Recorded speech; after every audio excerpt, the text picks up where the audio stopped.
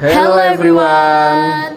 Welcome back to our podcast channel Kroma Kacamata Anak muda. So, let me introduce myself first. My name is Hana Abigail de Freitas with my partner Moreno Satyanugroho, or guys you can call me Moreno. So now we will discuss about the phenomenon of interfaith relation that very happening and hot topic in our country. But now we are not alone. We have a guest star in here, and I will introduce to you guys. First, in beside me, what is your name? Hi guys, my name is Cinta Cantika. Hello, my name is Chelsea Argarini Virginia. Hello, my name is Grace Deborah Lauli. Hello everyone, my name is Rachel Ananda Rifai. Hello people, my name is Rooney Natal Tanpasang Hawa, and because my name is too long by my parents, you can call me Rooney. Okay, Kareno. Maybe it is very enjoy if we are using Indonesian, right? Yes, I think we will feel more relaxed if we use Indonesian language. So, how about if we use Indonesian language? Of course. Because we are Indonesian, why we don't use our language instead? Yes, like. Oke, jadi sekarang kita akan pakai bahasa Indonesia ya guys ya. Jadi sekarang kita akan mengangkat kasus yang udah aku katakan tadi. Kita akan mengangkat kasus yang ada di Pamulang. Kenapa sih di Pamulang? Karena menurutku itu tuh udah sangat menyangkut pautkan dengan radikalisme, intoleransi agama. Siapa yang di sini tahu tentang kasus itu, guys? Kamu tahu? Saya tahu. Oke, kasus itu terjadi di Pamulang tanggal bulan 5 Desember 2024. Nah, kasus itu awal mulanya terjadi saat ketua RT itu melewati kos mahasiswa yang sedang melakukan ibadah Rosario. Kemudian ketua RT tersebut tidak setuju atas tindakan ibadah tersebut. Kemudian ia membawa warga setempat untuk melakukan pengeroyokan ibadah kepada masyarakat, kepada mahasiswa tersebut. Di mana dalam waktu mereka pengeroyokan tersebut terdapat beberapa korban dari mahasiswa itu. Jadi singkatnya begitu ceritanya. Oke. Agak ngeri ya Kak Iya. ya. Sampai ada korban, tapi untungnya nggak ada korban yang Jiwa, terbunuh iya. ya. Nggak ada korban jiwa, kan? Oke, kan tadi udah dijelasin nih Kak. Kira-kira bisa nggak ada yang jelasin ke aku? Mungkin kalian yang sudah dengar juga tanggapannya gimana sih tentang kasus ini? Tadi kan udah dijelasin nih sama Kakak Grace. Ada yang bisa jelasin nggak? Kamu? Kak Cinta Kak boleh? Cinta boleh. Oke, kalau dari aku sendiri ini sangat mengkhawatirkan dan miris ya. Dari yang kita tahu kan kita itu sebenarnya bangsa yang seharusnya memiliki rasa toleransi yang tinggi. Dan juga ada tertuang di Pancasila, di sila pertama, yaitu ketuhanan yang Maha Esa. Tapi di kasus ini, di Pamulang ini malah sebaliknya. Ada oknum-oknum yang malah melanggar dan menganggap toleransi itu gak terlalu penting gitu ya. Sampai mereka melakukan kekerasan juga, itu kan sudah melanggar hukum. Jadi ya menurut aku tuh sangat miris sekali sih. Tuh. Ya, bener sih, itu miris banget ya Kak ya. Kita kan ada 5 sila ya. Sebenarnya lima sila itu juga mengatur gimana kita untuk bersosialisasi, berperilaku ya kan ya. 5 in 1 Kak. 5 in 1. Sebenarnya itu bersangkut pautan, tapi ya gitulah. Mungkin memang kurangnya edukasi di Indonesia ya kan ya. Oke, kan ada kekerasan. Kira-kira sudah masuk ke radikalisme. Kira-kira melanggar hukum apa sih? Itu tadi udah dijelaskan sama Kak Cinta ya? Atau belum? Belum sih tadi Belum Kakak sih. cuma ngasih pengalaman tuh Kak. Siapa yang tahu tentang apa? Itu melanggar hukum apa sih di dalam kasus tersebut? Siapa yang bisa jawab? Kamu mau jawab ya? Jadi sejauh yang aku tahu nih ya, kalau dari kasus radikalisme itu kita melanggar dari Undang-Undang Nomor 5 Tahun 2018 tentang perubahan atas Undang-Undang, dan ada perubahan juga ke Undang-Undang Nomor 15 Tahun 2003 tentang pemberantasan tindak pidana terorisme. Jadi undang-undang ini mengatur pemberantasan tindak pidana terorisme, termasuk aspek-aspek yang berkaitan dengan radikalisme.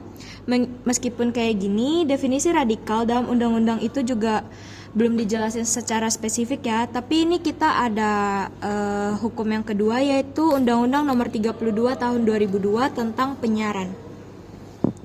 Jadi penyiaran ini diselenggarakan bahwa Pancasila dan Undang-Undang 1945 dengan asas manfaat adil dan merata, dan pasal 3 menjelaskan bahwa tujuan penyiaran.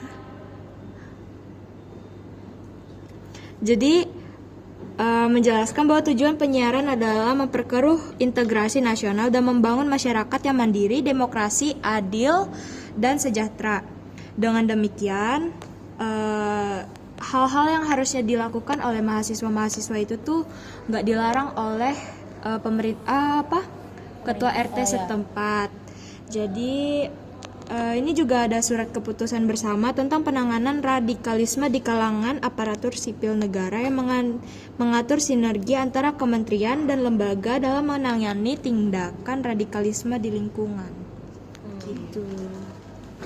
Ya sih Kak, kalau dilihat-lihat juga banyak kan semua tindakan-tindakan kekerasan itu bisa mencangkup pada hukum-hukum di negara ini. Sangat mencakup, Mereka Kak. nggak takut bahkan. Iya kan, Iya. bahkan Ada hukumnya gitu. apalagi lakuinnya ke cewek lagi. Nah, kan kalian ya emang sih guys, di sekarang ini kita kan udah masuk ke dalam era yang kesetaraan gender. Tapi itu aja lah, kalian tahu kan, wanita itu emang diciptakan lebih lemah dari laki-laki kan. Seharusnya udah mau ke laki-laki pun sebenarnya itu gak bagus ya, karena kalian tahu radikalisme itu adalah hal yang sangat kotor untuk dilanggar. Betul banget tuh Kak.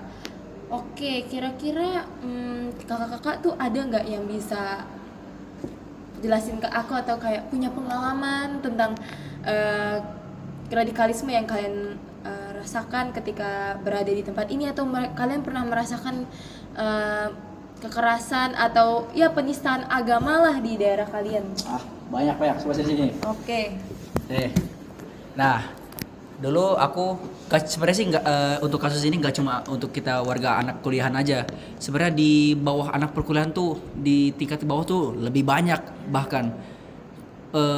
Contohnya nih, aku mau ceritain waktu aku SMA, anak SMA loh. Nah, waktu aku tuh SMA di negeri, jadi wajar lah kalau memang banyak ada yang rasis-rasis kayak gitulah, penistaan agama. Nah, aku udah pernah nih dijelasin. Kebetulan kan aku beragama Kristen kan, Protestan, dan temanku beragama Islam. Mayoritas. Ya mayoritas lah. Mereka bilang, Runi, tahu nggak? Orang Kristen nggak masuk neraka tahu? Orang Kristen Benar. Emang banyak omongan Masuk gitu. neraka. Makanya dalam hatiku, astaga. Makanya aku cuma diem aja, ya suka-suka lu lah gitu lah. Aku langsung jelasin, suka-suka lu lah. Nah, pada situ juga langsung ku balikin di situ. Karena ini, soalnya di menurut agama Kristen juga kalian juga nggak masuk surga gitu. Nah, makanya karena ini aku soalnya diceritain begitu banyak banget lah. Terus juga aku waktu ibadah aku kan hari Jumat itu selalu ada ibadah juga berbarengan dengan anak yang sholat Jumat. Nah, kan cewek kan nggak ikut kan kalau sholat Jumat kan. Mereka bilang, apaan sih ini berisik banget. Mereka ngomong ke satpam. Karena mereka nggak berani, karena kan ada guru kita kan. Mereka nggak ngomongin ke satpam, langsung kan langsung nggak mau cerita. Akhirnya, Bu, ada anak yang nggak suka ke komunitas Kristen di sekolah ini ibadah gitu. Lah, aku kan jadi jadi BPH-nya di situ bilang. Aduh, parah nih. Jadi kayak maksudnya dia memojokkan, maksudnya kayak bikin kamu tuh seakan-akan salah. Iya, gitu. seakan salah. Padahal mereka yang bikin. Iya, mereka yang bikin perkara itu iya, sendiri. perkara itu jadi sendiri. Kayak ngebohongin orang gitu ya. Iya, ngebohongin orang. Padahal aslinya sih mereka nggak suka sama kita gitu. Nggak suka sama kita. Makanya dalam pikiranku banyaklah dari selain dari Universitas Pamulang ini. Mungkin karena SDM-nya aja yang terlalu rendah buat menghina agama gitu. Ya udah gitu aja sih. Oke. Bahkan di sekolah menengah atas pun. Iya kan? Sebenarnya aku juga pernah sih guys mengalami hal tersebut, tapi itu di sekolah dasar. Kalau aku pikir-pikir kembali, ya namanya sekolah dasar lah ya guys. Ya, namanya SD ya. Namanya anak SD udah kecil. Aku dulu juga gitu. Dulu setiap mungkin aku lupa, kayaknya hari Jumat deh. Bukan hari Jumat, hari Kamis. Itu selalu ada kayak namanya praktik sholat untuk mahasiswa bukan siswa yang beragama Islam. Otomatis aku dalam satu kelas itu hanya aku sendiri yang Kristen. Semuanya tuh Muslim guys. Jadi ketika ada praktek sholat, karena aku sendiri gak ada teman, ya udah aku ikut ke ruangan mereka, tapi aku nggak ikut sholat guys. Ruangannya bukan di kayak musola atau masjid kok, tapi ruangannya kayak di kelas. Jadi kayak aku tuh cuma lihat mereka ibadah kan guys. Mereka bilang sendiri ke aku, Moreno, sini dong ikut sholat aja, ngapain? Gak ada temennya kan, ikut aja. Kita banyak temennya, aku bilang gitu kan. Aku bilang gini, ya di sini aku emang nggak ada temennya, tapi di luar temanku banyak banget gitu kan. Jadi kayak hal-hal kayak gitu tuh sebenarnya banyak. Bahkan di sekolah menengah atas, bener kata Roni, emang mungkin sumber daya manusia kita ini emang sedikit lebih rendah daripada agama lain, bukan dari negara lain ya kayak. Emang udahlah, gitulah emang adanya di negara kita guys. Ya, aku juga kebetulan juga dari negeri sih Kak. Jadi ya akulah jadi anak minoritas lah di sekolah itu, dan lembaga di sekolah ini juga kadang suka nggak setuju dengan kita yang minoritas gitu. Tapi jujur Li, saat masuk ke UPH dengan kampus yang memang kekristianiannya itu bagus ya, jadi di sini aku belajar banyak banget nih Kak tentang kekristenan dan cara bisa memaafkan, bisa mengampuni teman-teman, dan juga punya insight baru gimana kita tuh menanggapi orang luar. Kayak kita udah belajar WDK kan, gimana kita bisa mempercayai dan yang lainnya. Nah Kak, pertanyaan terakhir deh, Kak Rahel mungkin bisa jawab ya. Kira-kira gimana sih caranya bisa menciptakan kehidupan yang di luar dari diskriminasi? Jadi yang pastinya pertama tuh penting banget ya buat menanamkan edukasi ke setiap set dari kita.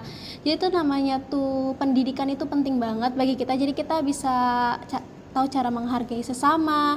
Jadi kita nggak ngerasa egois gitu. Terus yang kedua, hukum di Indonesia juga harus tegak pastinya.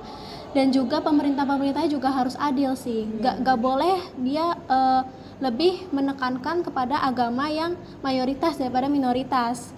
Karena Indonesia kan terdiri dari banyak suku, agama, ras, bahasa kan. Jadi semuanya tuh harus adil gitu. Jadi Indonesia bisa sama-sama bersatu, sama-sama saling menghargai, menghormati. Setuju Kak? Setuju. Banget sih, Kak. Nah, Kak Reno, kira-kira insight yang Kak Reno dapat nih hari ini gimana nih? Insight dari yang aku dapat dari perbincangan kita pada hari ini sih, udah pasti kita ini sebagai manusia, sebagai makhluk sosial yang diciptakan Tuhan itu ya sudah harusnya kita toleransi, menghargai perbedaan yang ada di dalam dunia ini ya guys ya. Gak mungkin kalian memaksakan suatu kehendak kalian, suatu persamaan yang ada pada kalian dan ingin sama seperti yang lain. Jadi hargailah aja guys. Jadi menghargai itu hal yang indah kok guys. Hargai itu pasti, kalau kita menghargai kita jadi tahu hal-hal yang tidak kita tahu ya kan guys ya. Dan juga kita bisa mengetahui hal-hal yang mungkin tidak pernah kita tahu kan guys. Mungkin itu aja. Kalau Kak Bigel ada insight gak? Kalau dari aku kurang lebih sama sih Kak.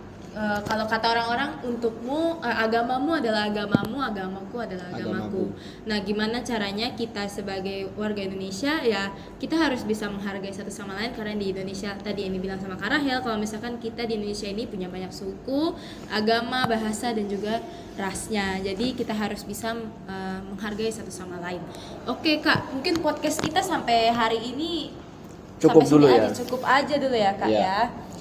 Oke, mungkin podcast kita akan berlanjut di kemudian hari. Untuk hari ini kita cukup dan terima kasih untuk para tamu yang telah bisa memberikan pendapat dan juga tanggapan ya guys ya. Kami ya. Iya. Oke. Goodbye everyone. Bye everyone.